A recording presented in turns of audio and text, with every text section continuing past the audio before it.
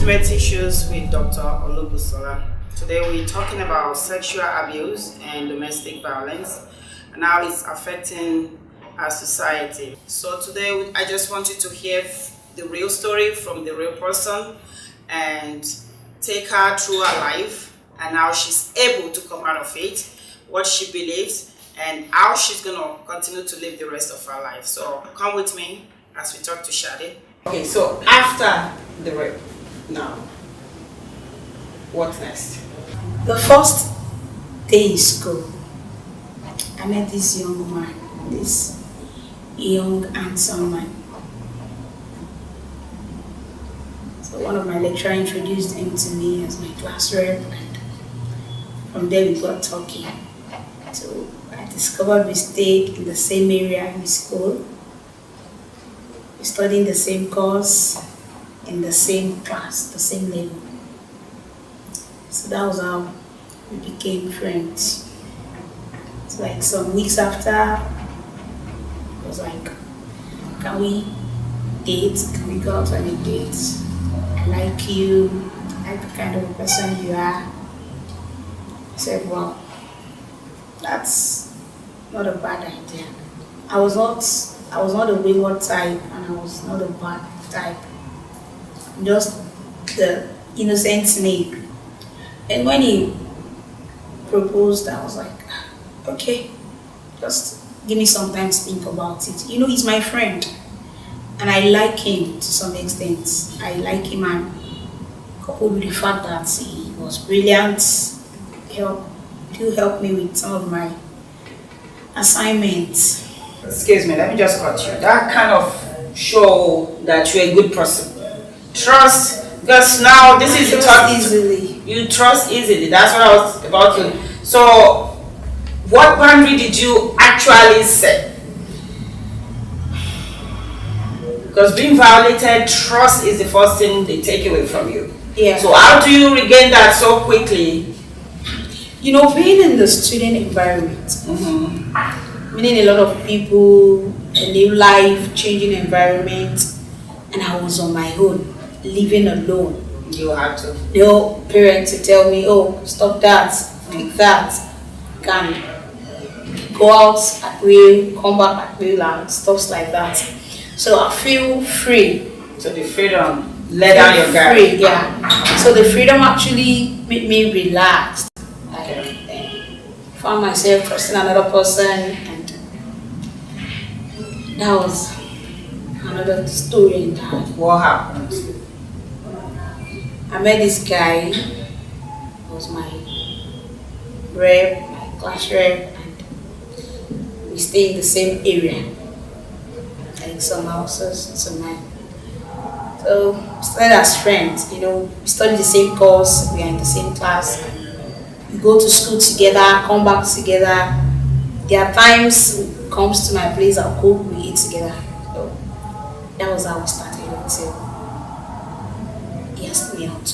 What was that thing in him that you trusted? So what do you trust in this guy that actually helped you let down the guard? We are always together. Okay. Always.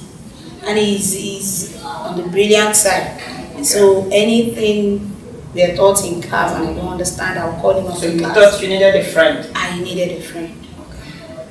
Okay. Did you think needing was because of that vacuum? I think so, yeah.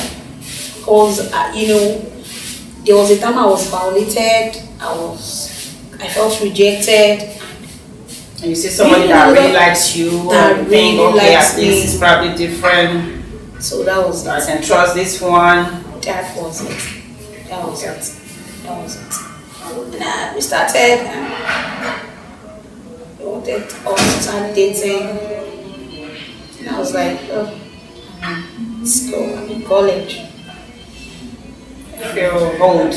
Feel old. And you could and that freedom was there. Yeah. You know, I can as well do anything I like here without my parents knowing. Nobody's gonna ask you why. Nobody's gonna ask me. So I decided to just, okay, let me give love a try again. Now, love. Right? Love. Okay. Because meeting him, I like him. And I think that was actually the first time I would say I was in love. It was not just trust, it was not just likeness, it was not because he was brilliant. I don't know fell in why love it with was. I just fell in love with him.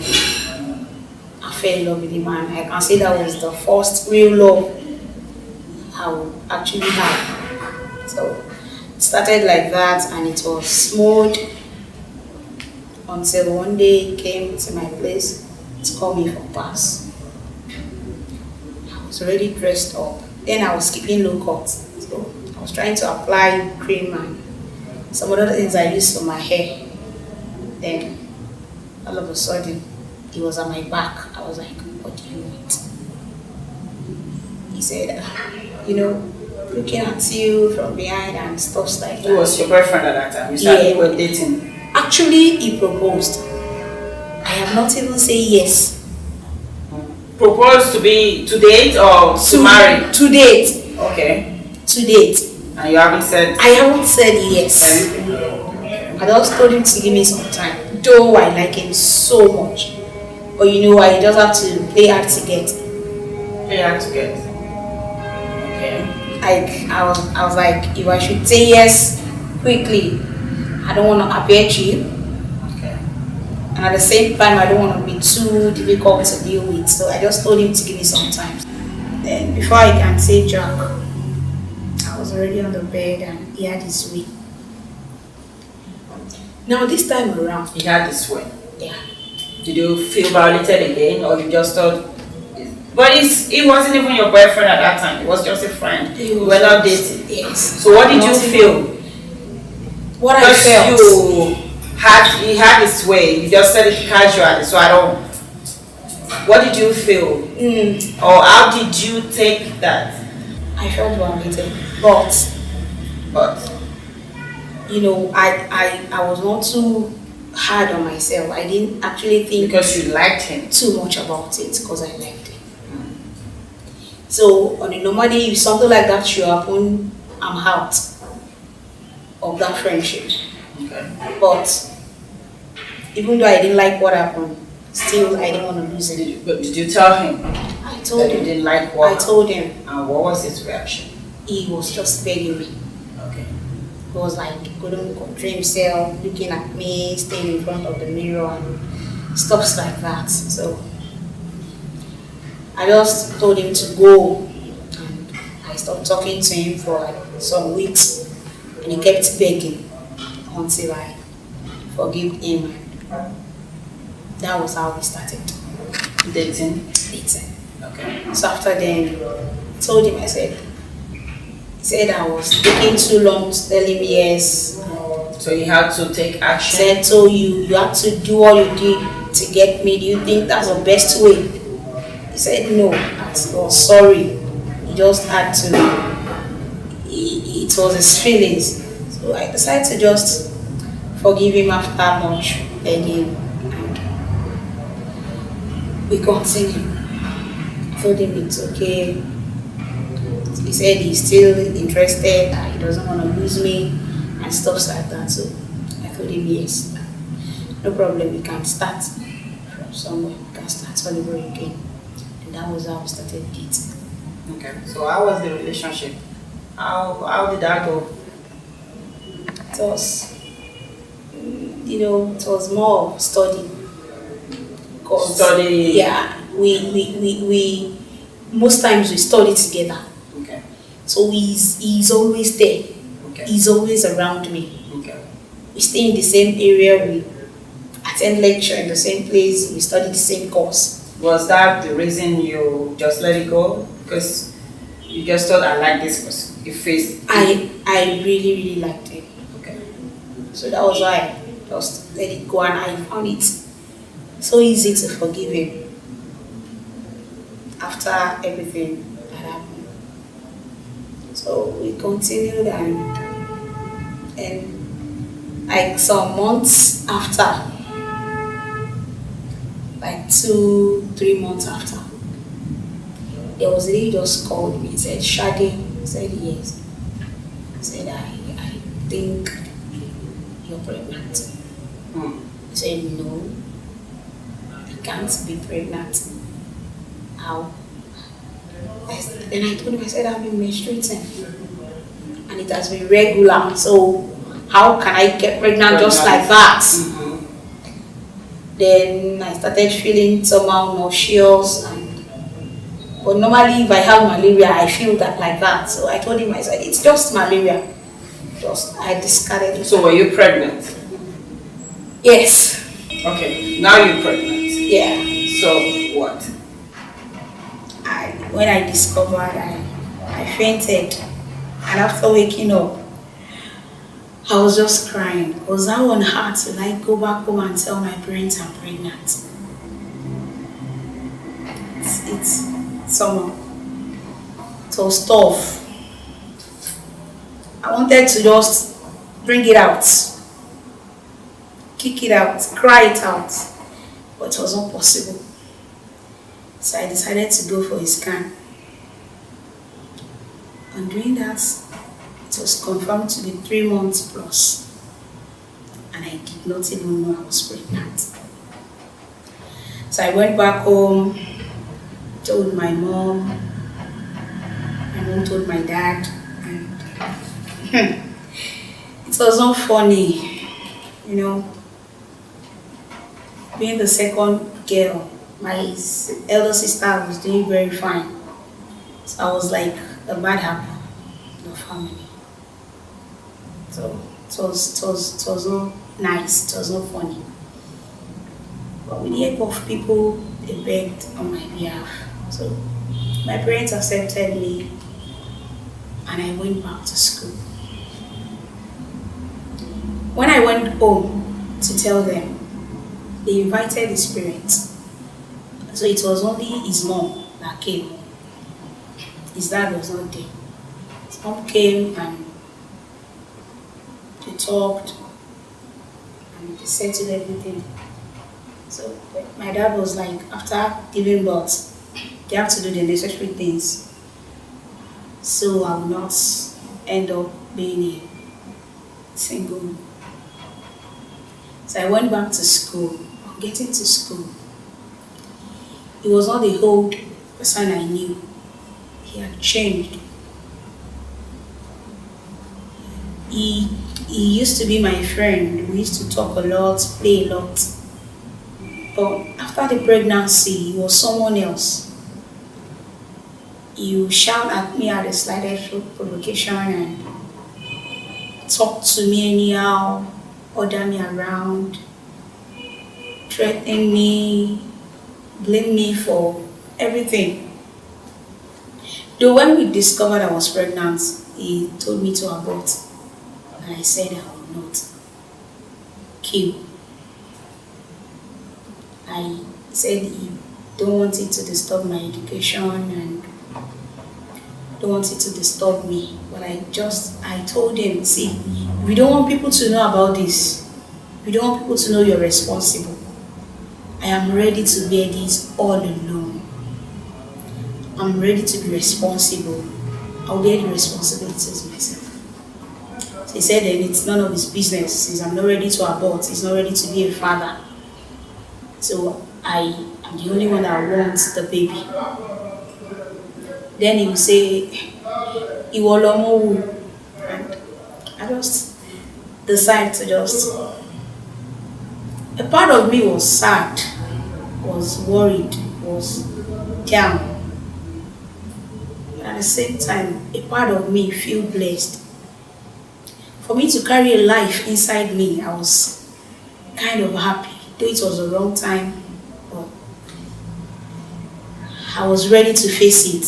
No matter what it would take, I was ready. I was really ready to face it. So after going back to school, it changed and I was trying to cope with him. But there was something he was actually doing which was affecting me. He was abusing me emotionally. Doesn't beat me, doesn't slap me, doesn't punch me, but he will talk and talk and talk. And during that time, I was pregnant, I was young. I needed someone to talk to, I needed someone to care for me. I needed love, I needed a shoulder to cry on. But there was nobody there. There was there was no hope. To me, all hope was lost then.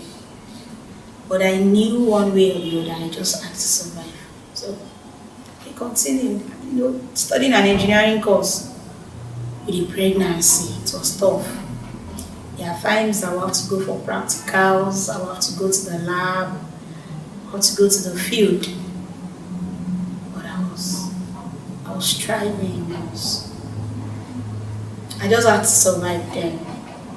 So I tried as much as possible not to fail any of my course. I read, I do my practicals, I do my assignments because I don't want the pregnancy to be an excuse for me. So then after 9 months, it was time for me to, give birth. That was second semester in the one. So it was during my exams. I started experiencing labor pain the first day. The second day I went to the hospital, I was told to go back home, that the baby is not ready yet.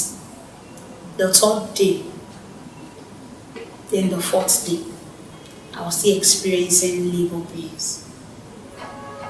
So I was rushed to the hospital the fourth day and I was given a bed. Lo and behold, when it was the fifth day, which was a Thursday, the doctor said I won't be able to give birth to the child myself.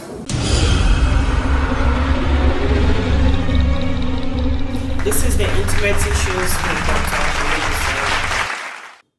After 5 days of severe labor pains, the doctor told me I can't give birth to the baby myself. They need to perform an operation. So told my parents, my mom, and she does not have any other choice than to oblige. So she signed the necessary papers and after some hours I was operated upon and gave birth to a bouncing baby boy.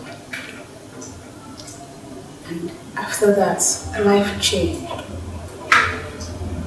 That was another stage of my life. It was a thing to cope with schooling and still be pregnant. It was another thing to be a mother and still be a student at the same time. So it was not really, it was not easy. But I was able to cope, and God has been very, very faithful. And my parents have been very supportive too. So I went home and the father of my child was around. He came back after I gave birth. He said, because the baby looked like him. But he was there. He continued just like that. Now after giving birth, he expects me to move in with him. So I will be staying in the same house. But I told him I will not. Because he has not done the right thing he was supposed to do. So I decided to still be on my own. But then he gave birth was the day I was having a 3 units course exam. And I was unable to do the exam the first day and the second day, so the Thursday and the Friday, which led to an extra year in school. So I had to go back after a year to sit for the exam again. As far as I'm still breathing, I can still cope with that. As far as my baby is still there, I have something to show for all the pains I went through. Now, resuming back to school, he said we have to move in together, but I said no. I said I don't want to move in with him because The little experience I had with him during the course of the pregnancy was nothing to write home about. So if I should actually move in with such a person, it will form into something else, or I can even lose my life along the line. And I needed to be there for my kid. I needed to take good care of him. I I needed to be a good mother. I promised him I would be. So he was angry at me, claiming I'm proud, I don't want to be submissive and stuff like that. But I told him point blank, when you're ready to do the right thing, then I will move in with you after doing what you're supposed to do. And he changed. At least he has not been nice before, so he continued not to be nice. He'll talk down on me. He'll tell me you can't become anything in life. There was a particular time he told me, he said, if I don't marry you, nobody will. Because you are nothing, you are a non-entity.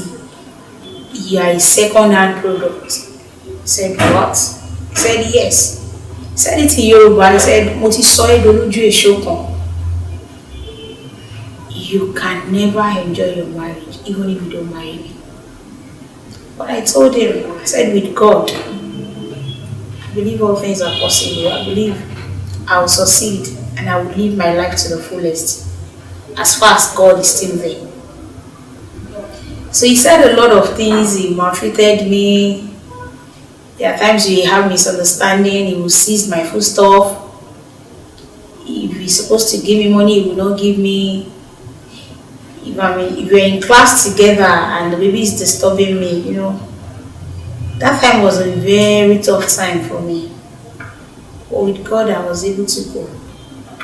There are times I would cry my eyes out, but I could not tell anybody, not even my parents, because they believe I'm a stubborn girl, I like trouble, so they believe no man can handle me anyhow. But just because I found myself in a situation where I didn't expect at a very tender age, I could not handle things myself. So I decided to just keep it to myself, and it led to depression. By the time I finished my ND, I was depressed. I was not beautiful, I looked so haggard, I looked unkept. Nursing a baby and at the same time studying an engineering course. Engineering course on its own is not a joke, so it was not easy coping with the two. But I was able to cope with God. So after like a year, we finished school and we went back home. We went to his parents' place and I went back to my parents' place too. So when the boy clocked a year, on the day of his birthday, he just told me he's no more interested in the whole thing. He said they are not compatible, he needs to leave. I can't cope with me and this and that, stuff like that. I begged him. I tried to tell him, I said, okay, I will not disturb you, I will always listen to you. All because I don't want to be a single mom. I was putting up with his behavior because I just had to make it work. I thought I actually belonged to him. I thought with him, if I don't marry him, it's the end. Because he made me believe I'm a second-hand product. And because there was nobody to encourage me. So I believed so. He left and I decided to pick up the pieces of my life.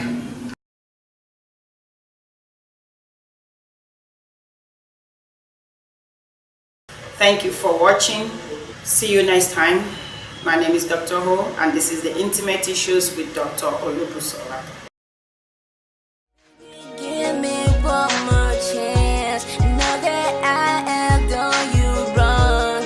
All those times you looked at me and saw the good I really had. Sometimes I just wanna cry, living you so down.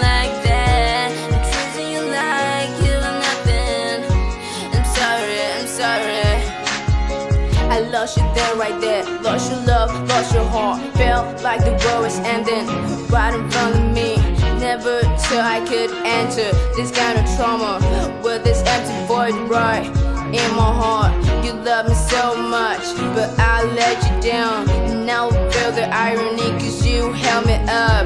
You stuck with me through those hard times.